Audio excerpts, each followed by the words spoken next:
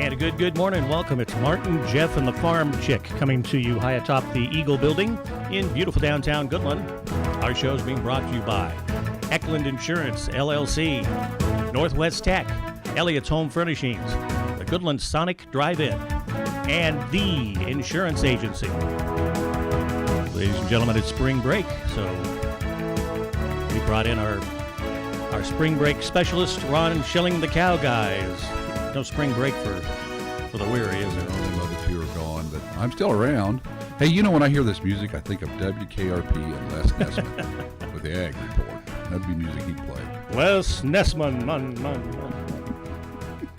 the Golden Hog Award winner. It was the Buckeye Hog Award. That was something. He that was a really good show. I liked that show. I did too. But that's been what, since the 80s? Very late 70s, early 80s. Yeah. We always loved it because we were young radio people working at the time, and we tried to associate ourselves with certain members of the, we had a Les Nessman. Yeah. We had a Herb Tarlick. Yeah. The sales guy. We had a big guy. Yeah. You're not seeing that show anywhere, are you? They're not telling me that you... I haven't seen it for a while. Yeah, I haven't either. I did see it, within the last month on some channel. Really? Yes. I'd like to know where that is. I'd like to catch those again. Well, next time I see it, I'll text it to you. Yeah, text it to me. WKLP on channel whatever. Yeah, I'll see it, but I always like that show. It's really good. Yeah. The blonde-haired gal was supposed to be the real good-looking one, but I thought the other gal was better looking. Bailey, yeah. Yes. Yeah. She's better looking. It's kind of like Gilligan's Island, Yes. Mary Jane, or what was the other gal's name? I don't know, but I like the other one. Yeah.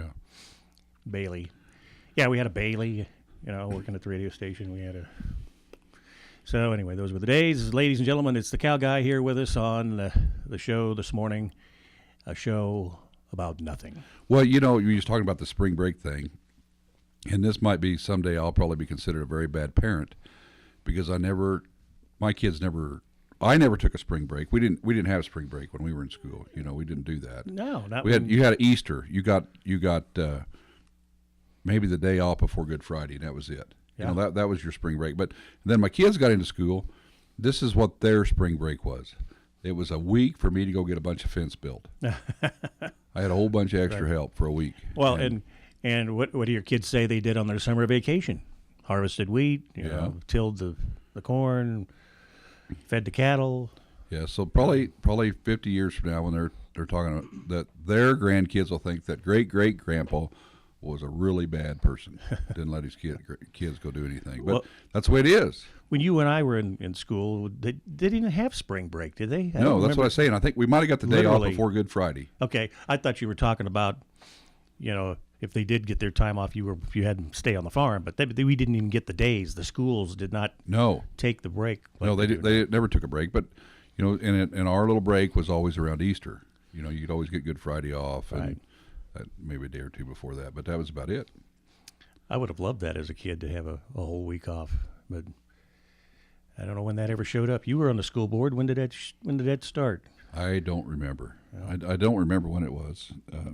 When it started, and now they've pretty much coordinated all the spring breaks, like the universities and high schools, all take them during this week. It seems like everybody's and they do it right that first week of the NCAA basketball tournament. That's when they do it. Okay. Now that you brought that up, you probably let's back up a little bit. Talk about what you're doing right now. You're in the midst of calving season. I'm surprised I even got you to come in today. Yeah, I got to come to town every once in a while. Your busiest week.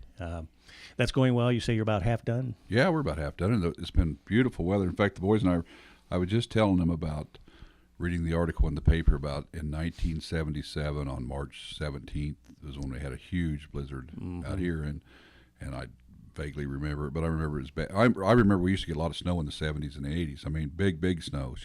Everybody owned snowmobiles back then. Nobody does anymore. We don't get enough snow for a snowmobile. No. So weather's changed, but that blizzard. Were you still in college then? No, I was a senior in high school when that thing happened. So you were here, and I remember that distinctly because we'd just been married about 3 months, living in a little one-bedroom shack about 4 blocks from the radio station, and we had to. We were working in shifts at the radio TV station, because nobody could get there. Yeah. And half of Goodland was without power, and luckily the half that had the radio station that was on. So you people living out in the country, well, you weren't living in the country, but those who were had no power, and but they were able to listen to the radio. We stayed on like 24/7, and we'd work shifts. I'd walk through the snow, my wife and I, through the snow to go work a shift at the radio station. And that was the last really bad blizzard that I can recall that really caused a lot of havoc and damage and cattle deaths and so forth out here. Yeah, it was pretty bad. Then we had some in the early 80s, had some big snows, but that one in 77, I guess, was really, really bad. But now we have 94-degree weather on March 19th. You need to schedule some kind of outdoor special event like in the middle of April, and plan it now like we're planning. I think my son and daughter-in-law are planning a birthday party. Well, if they plan an outdoor event, it'll snow. Yeah, it'll blizzard in the middle of April. Yeah. So that's how we get that done. No, it's the weather's really changed. But I was watching the Denver news the other night, and they were talking about the warm weather. But actually, this will just be the third warmest winter since 1907 or something like that. So there's been other winters over the last 100 years that were really warm. Oh, I'm sure. So you just get these anomalies that come through, and they just happen. I don't think the world's changing. It's just always evolving. Look at the entire year, 1934. I'm sure. There are still summertime records that have not been broken yet, but I bet there's some warm winter days that took place during that year and the year before and the year after. Now, speaking of the NCAA tournament, do you get any chance to watch any of the games? Are you interested in watching any of the games? I get to watch them every once in a while. Listen to them on the radio or something like that. And I didn't even get a bracket filled out this year, which is I usually always fill one out in case State wins, but then but I didn't even get to do that this year, and we were actually in the tournament. And I was sad to see Wichita State get beat the second round. Yeah. And I kind of would have liked to have seen that. But KU's still in there. Yep. KU right now is the darling of the tournament. I don't know how much longer that'll last. After last weekend, all the commentators finally kind of got on their boat. But there's a lot of competence, some really good teams out there. That Michigan, is kind of also one of the darlings of the tournament. You know what happened to them? They crash landed their plane. Everybody was talking about them, and then they're kind of the miracle team. Yep, that'll get a lot of press, that kind of stuff. But somebody will slip in and beat some of the big teams, and it'll be fun. It's going to be a great show. The NCAA tournament, they really know how to run that thing, and they keep everybody's interest for 3 weeks. Yeah, it just really. You're on Facebook. You see all the stuff that's on Facebook. And, Big 12 still got 3 teams in it, and I think the Big 10's the one that's okay. Who's left from the Big 12? KU, West Virginia, and Baylor. Okay. And I think West Virginia takes on Gonzaga, if I'm not mistaken, tomorrow night, and tomorrow sometime. And I hope they knock them off. They're number one. Gonzaga's a number 1 seed. They're number 1 in the nation, actually. That would be good. That would be good. I think the Big 12's got good basketball. It's a good place. So. It's been really good this year. So that'll be fun. You've always been a wrestling family. Yes.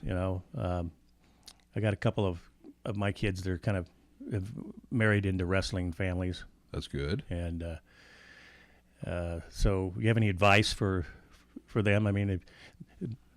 Both sons were basketball guys basically, and never did wrestle or anything like that. So it's kind of it's kind of a new thing for them. Well, my advice to wrestling parents, and everybody's got different emotions, but don't be crazy. There's some crazy wrestling parents out there, and get used to, and be sure and always cheer for all the kids on your team. It is a team sport, even though you just watch your own too, but you develop buns of steel, because basketball people can go there, and their attention span is just there for an hour or two. But you're there at a wrestling event all day long. You're talking about the spectators now. Yeah, spectators. Buns of steel. Huh? Yeah, buns of steel. If you go to the wrestling matches, but it's a neat sport. I got to watch a little bit on ESPN the other night of the National Collegiate championship matches, and Penn State won big. Wow. I did not get to see the heavyweight. I guess he's I can't remember where he was from, but I guess he's just an animal. He's not very big. He's only 225 pounds, but does really well. But college wrestling's a tough sport. But more people would rather watch basketball, and that's the way it is, and just a fact of life. Let's tread into political waters here. There was a, I think it was in Texas, a kid that won a state championship was a transgender wrestler. I'm not sure what that means. If he obviously he was a. I think he was a girl. Born a guy, but felt like he was a girl, so he wrestled the girls, and I would think that would be a disadvantage to his competitors, and I would think so. A little more muscle mass, but it's tough. It's and I don't know that deal with girls wrestling. As a parent, you want to raise your boys that they have respect for girls, at all times, and so it's a little hard to send your boy out on the mat and say womp on her. I mean, you teach your boys to treat the opposite sex with respect and dignity and to be nice, and then have them wrestle out there. It's tough as a parent. I would hate to have that. I would not like to see my boys or grandsons have to wrestle a girl. It'd be tough. Yeah. So what else is going on in the news out there? Oh, I got to watch a little bit this week on this guy from Colorado that's going to get on the Supreme Court. I will say I'm very impressed with him. Seems like a really nice guy. Gorsuch, I think, and somebody told me he has some connections, some family in Kansas, so that's neat. And he's, out of Colorado. He really is. I watched a little bit of his confirmation hearings, and I think even that there's Democrats that I think that are going to support him. I mean, they might as well. Seems to be as open-minded as you're going to get either way right now. Well, I think if you're a politician, you need to pick your battles, and I don't think this is a battle they need to fight with this guy because he seems pretty level-headed, nice guy, and where they're going to pick on him. I mean, he ought to be good. I think he ought to be a good one on the Supreme Court. I hope those guys are smart. I got to listen to him, and those people that serve on the Supreme Court are very intelligent people. Yes, they are, and that's the way we like it. So you concede that on either side of the political aisle. I would think so. I think he would be good, an easy choice. Talking about the weather, I was just going to look at. So you always believed that. Are we in a drought now? Well, that's what I saw. I just saw that in the paper. We're back in a drought again, and which is we're in a drought in this area 90% of the time. I think. Trying to pull up, see what. And I know what you're going to ask me. Yes, I think the old wise tale is that you have to have a big blizzard to bust a drought. Right. And so we'll see if that. Of course, my weather thing is not working right at the moment, but I'm hearing of some kind of moisture coming in this weekend or Friday. Yeah, or whatever. Friday. Here we're supposed to get a rain. Here, you want to use my dumb phone to look it up? Yeah. Okay. Let me flip it open for you. You look up yours while I'm waiting for my smartphone to get smart. What is wrong with this thing? I don't get it.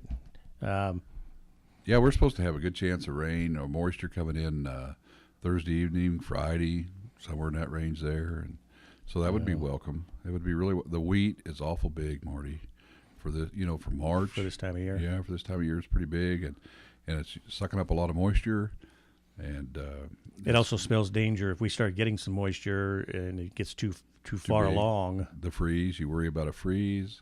Last year we worried about a freeze and got by with it, but and it's time to be top dressing wheat, get a little fertilizer on it, get all your herbicide on, and you're going, man, that's pumping a lot of money on something that we may not harvest this year. And that's just another fact of another worry of being a farmer. It's just what do we do with this crop? We know what it takes to make it better, but do we want to invest the money in it if it's going to freeze off? So what's the situation with prices? It's not being out of the radio station. I don't hear farm reports or see markets stuff. are not real good. Bad. Here's the thing.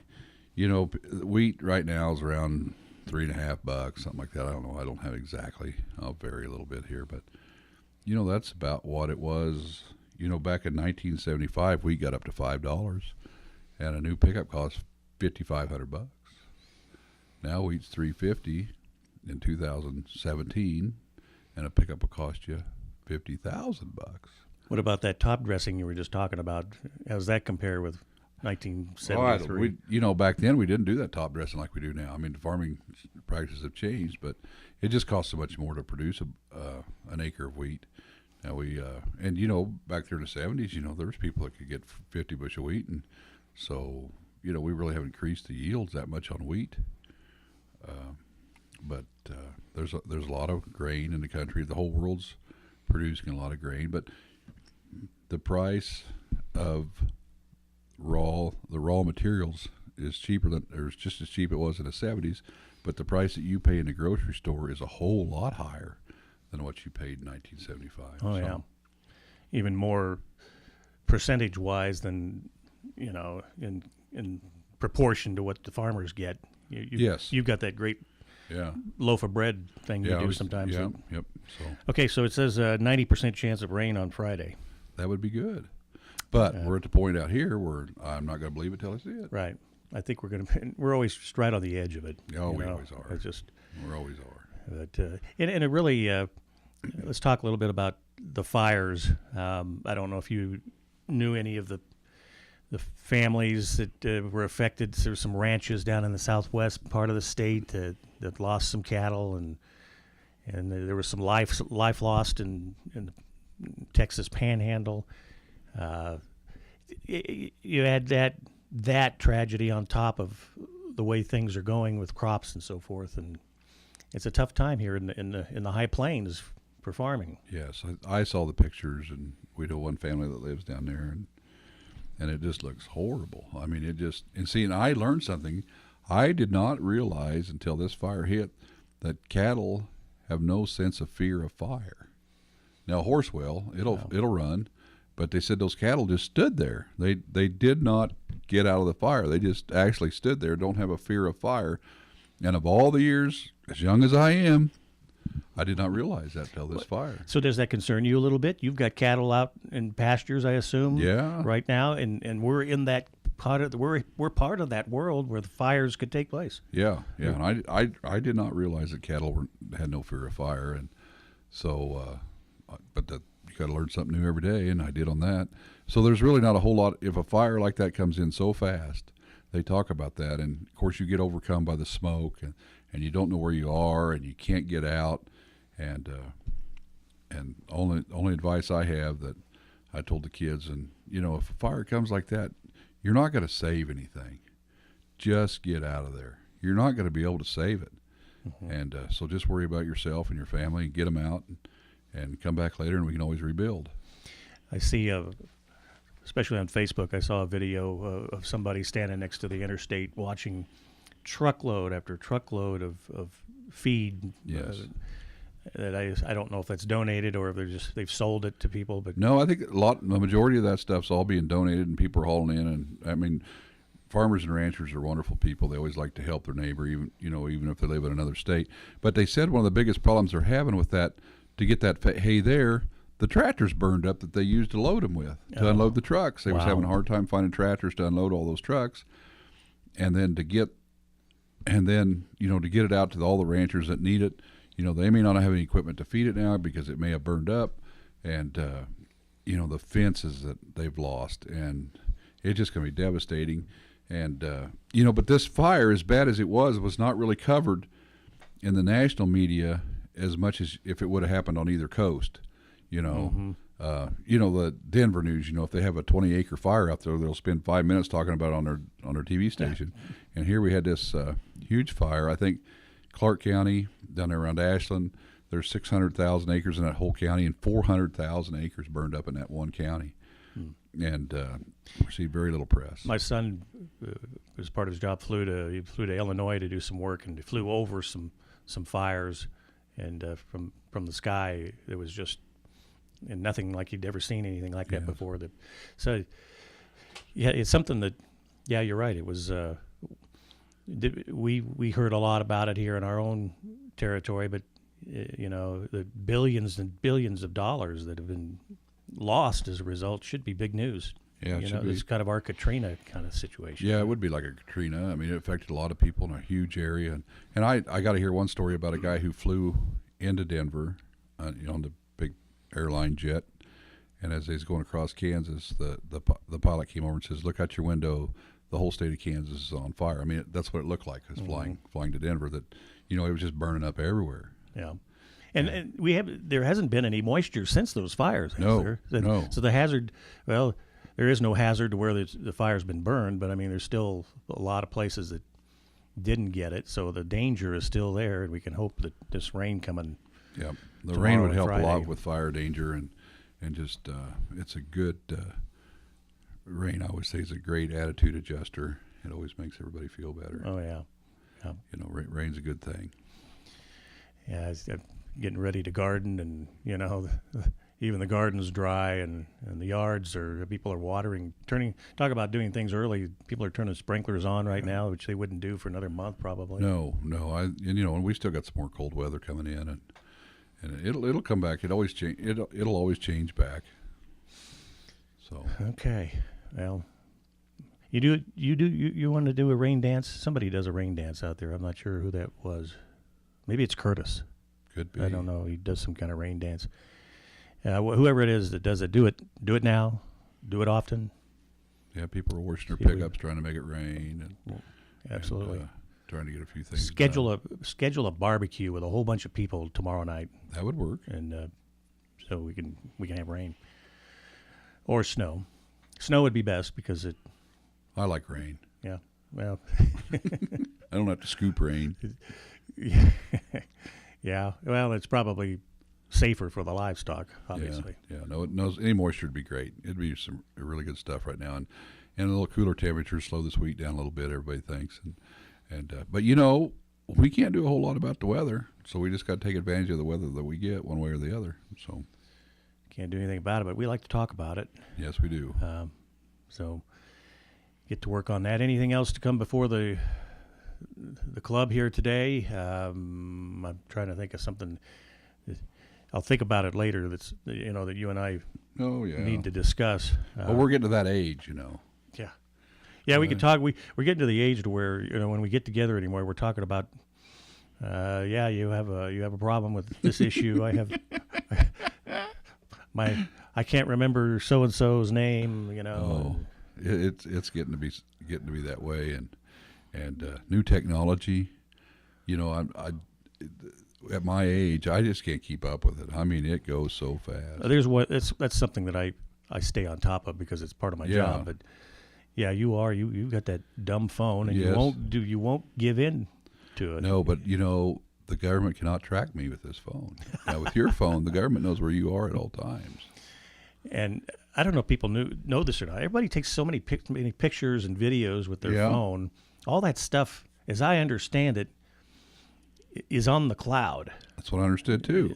It can be hacked. I would love to see the cloud someday, and just swirling with information up there. We use different kinds of clouds for so many different things. But anybody who has a smartphone, now if you shoot video with like what we call a Canon DLSR camera, that does not go to the cloud because it's not internet based, like a cell phone is. Now, I will have to. I've stayed consistent with my technology. Even when I was a young person, I did not have a CB radio, and I did not have an 8-track tape player. I just had a regular radio because I wasn't going to pay for anything. Mm-hmm. You just turn the radio on, and you didn't have an 8-track. No, you had no 8-track player. No, I did not. So I've stayed consistent my whole life. I haven't delved into all this new electronic technology. That's okay. But you have sons that have kept up on it and are using it for the betterment of your agricultural. Yeah, they know how to do it, and I figure I really don't need it. I can just ask them what I need to, how to do it, and they can do it, and so I do benefit from it. It's good. They really get aggravated with me because if my computer goes down, I got to have help to get it back up and running again. I mean, I just can't do it. Yeah. And I'm always punching wrong buttons, and they're always telling me, don't push this button because it could be a virus. And so now I'm scared of it. But, my granddaughter, who is 8, it doesn't bother her one bit. And a person told me one time that the reason that young people are so good with technology is because they're not scared of it. Uh-huh. It does not scare them. But see, it scares me. So I'm a little scared. I'm hesitant. But young people are not scared of it. They just dive right into it. If they make a mistake, they get out of it and go on and really go. I remember when computers were, early 90s. I mean, computers have been around for 10 years prior to that. For my first knowledge of computers, early 90s, and somebody brought one into the radio station, and I had no clue how to even turn it on, And a couple of us went to the tech college and took a course on basic computer usage, and learned. Back then we didn't have Windows. We had something called DOS. You remember DOS? Yes. And it just... Well, now I'll tell you how far back I go with computers. Well, I graduated from Kansas State University in 1981. In my senior year, we were still using computer cards to make computer programs. Yeah. Had the punch cards. We had to run through the punch machine to make it all work. I mean, had the whole stack of punch cards. We'd have to go to this one little room and do all our punch cards and run a computer program. That's how far back I go. Yeah.